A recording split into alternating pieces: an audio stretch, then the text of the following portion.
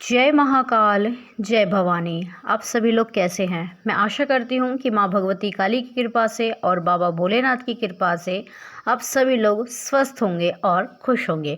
तो आज का विषय यह है कि सवारी वाले व्यक्ति को भूत प्रेत क्यों लग जाते हैं। बहुत इंटरेस्टिंग टॉपिक है, बहुत सटीक ज्ञान दूंगी, लेकिन ऐसा है जो सभी को समझ में है और ये सच भी है। कोई घुमाने फिराने वाली बात नहीं करूँगी।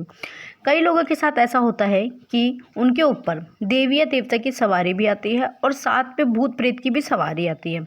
तो क्या चीज़ है उसके ऊपर वह कंफ्यूज हो जाता है। वो बच्चा है, वो बिल्कुल पूरी तरीके से कंफ्यूज हो जाता है कि वास्तव में हमारे ऊपर आ क्या रहा है। माँ की सवारी है, देवता की सवारी है, पितृ की सवारी है या कोई नेगेटिविटी है। ठीक है, वो बिल्कुल कंफ्यूज हो जाता है, उसको समझ में नहीं आता है या दोनों है। मतलब पॉजिटिव एनर्जी भी है और नेगेटिव एनर्जी, दोनों शक्तियाँ शरीर के अंदर उपस्थित हैं। तो देखिए, जब भी किसी देवी या देवता की सवारी आपके ऊपर आती है तो ज़रूरी भी नहीं है कि कोई प्रेत आपके साथ ना हो। माता काली के साथ बहुत सारे भूत प्रेत जिन मशान चलते हैं, माँ की सेवा में रहते हैं। पर माता काली की सवारी आपके ऊपर आ रही है तो इसका मतलब यह नहीं है कि शरीर में प्रेत नहीं हो सकता है। हो सकता है शरीर में प्रेत। जो भी सवारी आपके शरीर के अंदर आती है वह सवारी शक्ति उस प्रेत को नष्ट करने का कार्य नहीं करती है।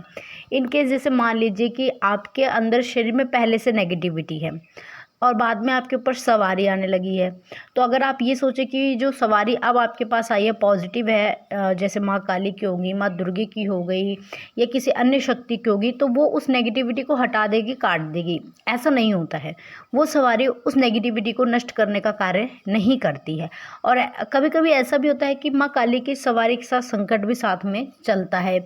आपने सुना होगा कि माँ के साथ पीर चल रहे हैं या माँ के साथ जोड़े में हनुमान जी चल रहे हैं।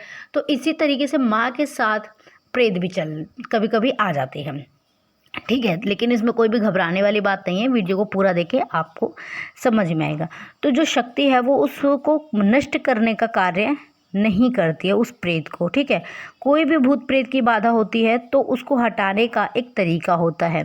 उसका या तो उतारे के माध्यम से हटाया जाता है या बंधन किया जाता है, या उसका कोई भी भोग प्रसाद, जिस भोग प्रसाद से उसको भेजा गया है वो, या जो भोग प्रसाद वो मांग रहे हैं वो भगत समझता है, उसके स्थान पर वो बैठाएगा या फिर उसको दिलवाएगा, या उस व्यक्ति के शरीर से हटाकर किसी भौतिक वस्तु जैसे नारियल, नींबू, लौंग, बताशे, इन सब के ज़रिए वो किसी स्थान पर गड़वा देते हैं, रखवा देते हैं। उसका बंधन किया जाता है ताकि वो दोबारा उस व्यक्ति के शरीर में प्रवेश ना करे। भगत के द्वारा जो किया जाता है उसमें ये भी होता है कि वो चीज़ जो है वो अन्य किसी और के शरीर पे भी जाके उसको परेशान नहीं कर सकती, क्योंकि वो वचनों में उनको बंधवा लेती है। तो कोई भी शक्ति जो आपके शरीर पे आ रही है तो उस नेगेटिव एनर्जी को, नकारात्मक शक्ति को हटाने का कार्य नहीं करती है। हाँ, वह इस चीज़ का कार्य अवश्य करती है कि जो भी नेगेटिव एनर्जी आपके ऊपर अटैक करती है ना, वह उस प्रहार को विफल करने का कार्य करती है। अगर मान लीजिए कि वो नेगेटिव एनर्जी आपके घर में कोई बहुत बड़ी दुर्घटना करवाना चाह रही है, तो आपकी जो पॉजिटिव एनर्जी है वो ऐसा होने नहीं देगी। हल्की फुल्की चोट या हल्का फुल्का नुकसान में उस चीज़ को टाल देती है। नेगेटिव एनर्जी आपके ऊपर प्रहार नहीं कर पाती है, ये बेनिफिट होता है। आपके ऊपर कोई भी गलत चीज़ का घात नहीं कर पाती है, ये होता है। ठीक है, ये चीज़ जो है वो पॉजिटिव एनर्जी करती है। तो कोई भी प्रेत बाधा अगर होती है तो आपके शरीर में, तो माता उसको हटाने का कार्य नहीं करती, क्योंकि भगत के द्वारा देवी देवता चलते हैं, वो भी गुरु चाहते हैं। शक्तियाँ भी आती हैं, वो भी कहती हैं कि पहले गुरु बनाओ। बिना गुरु के कोई भी शक्ति नहीं चलती है।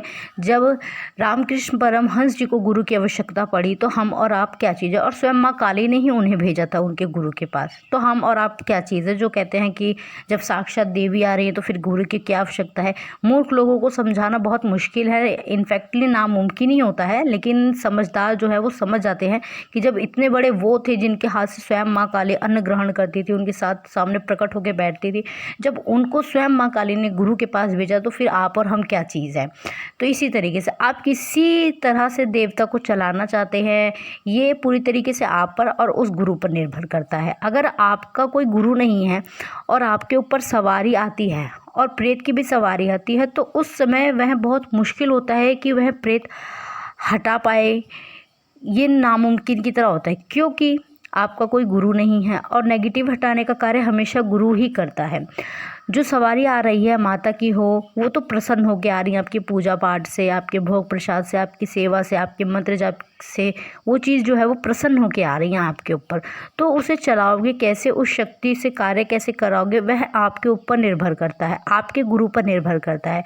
तो जब भी किसी व्यक्ति के शरीर में प्रेत होता है तो वह सकारात्मक शक्ति जो होती है वह उस प्रेत की जो शक्ति है उसको क्षीण कर देती है, कम करने का कार्य करती है, हटाने का कार्य नहीं करती है, उसकी शक्तियों को क्षीण करने का कार्य करती है। जो प्रेत होता है, वो जो प्रेत होता है वह एक स्थान बना लेता है उस शरीर में, और देवी देवता का कोई स्थान नहीं होता उस शरीर में। वो शक्ति आती है और चली जाती है, ठीक है। अधिकतर जो उसके शरीर में वास होता है वो प्रेत का हो जाता है, और जो देवता होते हैं वो कभी कभार आते हैं। तो जब आप गुरुमुख हो जाते हैं, गुरु का सानिध्य प्राप्त हो जाता है, उसके बाद आपके गुरु बताते हैं कि इस शरीर को कैसे चलाना है, इस शक्ति के माध्यम से संकटों का निवारण कैसे करना है। और जब तक आपका कोई गुरु नहीं होता है तब तक वो जो सवारी है वह आती है, पर आपके ऊपर संकट भी होता है। आप ये सोचते हैं कि अगर देवता की सवारी आ जाए तो मेरे ऊपर से नेगेटिव एनर्जी है, मेरे घर में जो नेगेटिव एनर्जी है वो नष्ट हो जाएगी, वो ख़त्म हो जाएगी। तो ऐसा नहीं होता, उसको हटाने का एक विधि होती है जिसके द्वारा से वो वापस नहीं आ पाती है। हाँ, पॉजिटिव एनर्जी अगर आपके घर में आपके ऊपर आ रही है तो वो उस नेगेटिव एनर्जी का कोई कार्य सफल नहीं होने देगी, उसको विफल करेगी, आपको प्रोटेक्ट करेगी। लेकिन उसको नष्ट करने या हटाने का कार्य कभी भी माँ की शक्ति या बाबा की शक्ति नहीं करेगी। वो एक भगत के द्वारा उतारा करवाया जाता है। आपने सुना भी होगा, आपके अगर किसी दरबार में गए होंगे तो वहाँ पे कई लोगों के साथ ऐसा होता है कि माँ की शक्ति भी चल रही है लेकिन साथ में संकट भी है। संकट हटवाना पड़ेगा, कटवाना पड़ेगा, शक्ति को शुद्ध करवाना पड़ेगा। अगर स्वयं शक्ति जो शरीर में आ रही है वही अगर सारे कार्य कर देगी तो फिर गुरु के पास वो व्यक्ति क्यों गया, दरबार दर दर की ठोकरें क्यों खा रहा है? क्योंकि वो शक्ति उसको कार्य करने का, हटाने का कार्य नहीं करते। उस शक्ति में भी कितनी प्रबलता है, वो शक्ति के भी कितनी ऊर्जा है, ये भी तो निर्भर करता है ना। शक्ति आपकी भी थोड़ी सी है और आप सोच रहे बड़े बड़े संकट काट दें या जगत कल्याण कर दे, तो ऐसा नहीं होता है।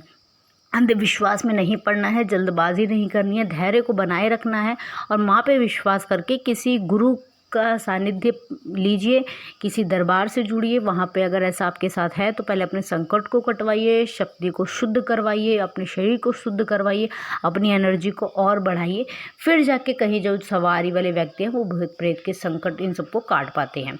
तो मैं आशा करती हूँ कि आपको मेरे द्वारा दी गई हुई यह जानकारी पसंद आई होगी। चैनल पर पहली बार है तो चैनल को सब्सक्राइब करें, वीडियो को लाइक करें, शेयर करें, कमेंट में जय माँ काली हर हर महादेव अवश्य लिखें।